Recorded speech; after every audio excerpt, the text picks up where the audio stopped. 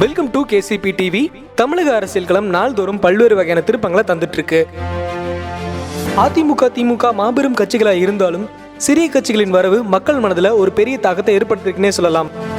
வெகு விரைவில் தேர்தல் தேதியும் அறிவிக்கப்படும் அப்படிங்கிற ஒரு முக்கியமான விஷயம் இருக்கும்போது தேர்தல் நடத்தை முறைகளும் அமலுக்கு வந்துடும். அடுத்த கட்ட நகர்வு சட்டமன்ற தேர்தலில் தான் இருக்கும் அப்படிங்கிறதுல எந்த விதமான சந்தேகமும் இல்லை. தமிழகத்தில் இருக்கக்கூடிய அரசியல் கட்சிகள் பரப்புரைகள் பிரச்சாரங்களில் ஈடுபட்டு இருந்தாலும் ஒரு சைடில் அரசியல் களம் வேற வகையில் சூடாகிருக்குன்னே சொல்லலாம். அது என்னங்க தெரிஞ்சுக்குவோம் இந்த காணொலியில.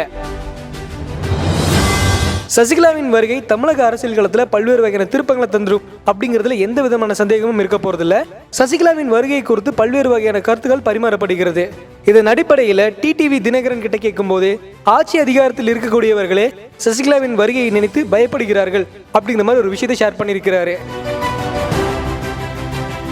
சென்னையில் இரண்டாவது முறையா அமைச்சர்கள் டிஜிபி அலுவலகத்தில் புகார் மனு கொடுத்திருக்காங்க. இது குறித்து டிடிவி தினகரன் கிட்ட கேட்கும்போது அவர் பல்வேறு வகையான விஷயங்களை ஷேர் பண்ணியிருக்கிறாரு.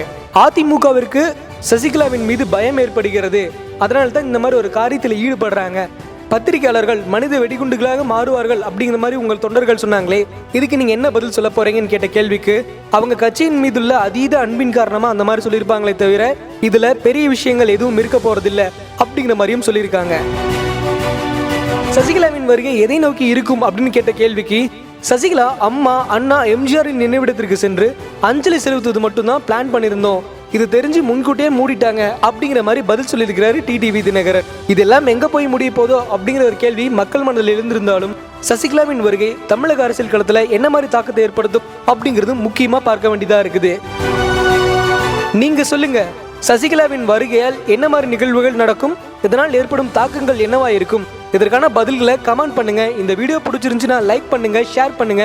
மறக்காம கேசிபி டிவியை சப்ஸ்கிரைப் பண்ணிருங்க.